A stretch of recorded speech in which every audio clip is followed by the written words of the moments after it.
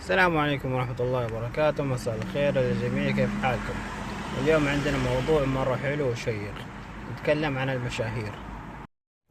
موضوعنا اليوم عن المشاهير.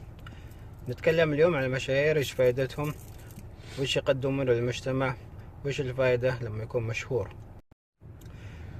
اليوم رسالتي موجهة للبنات، للشباب، المشاهير.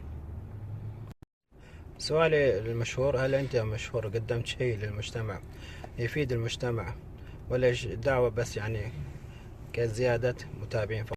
طيب، اليوم سؤالي لحبيب قلبي بندر، واتناقش معاه الموضوع: هل المشاهير قدموا شيء للشهرة نفسها ولا ما قدموا شيء؟ ناقشت هذا الموضوع مع اخوي حبيبي بندر. تفضل بندر. والله بصراحة في سلبيات وفي إيجابيات من بعض المشاهير، وفي اللي يستحق الشهرة. بصراحة في بعض اللي يدورون الشهرة أوكي بفلوس يشترونها.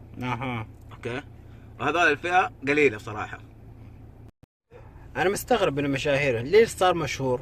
عشان هو تافه، ولا الناس صارت تحب التفاهة عشان كذا صار هو مشهور؟ ليش؟ بعض المشاهير، انا اللي بوجهة نظري، زي مثلا عندك نصرة ما قدمت شيء للمجتمع، في عندك محمد بكر. طيب ايش رايك بندر؟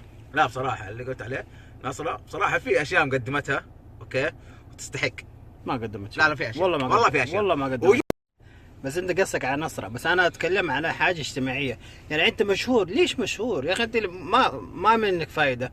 مشهور لك انت بس ولا مشهور مهما تكون البنت مشهورة، نصرة او غير نصرة، مهما تكون مشهورة ما تقدم شيء للمجتمع، بنت تافهة قاعد تسوي شيء لنفسها. موضوع المشاهير موضوع طويل، فيه سلبيات وفيه ايجابيات، بس ان شاء الله نقول ان شاء الله فيهم الخير، يقدموا شيء للمجتمع، شيء طيب.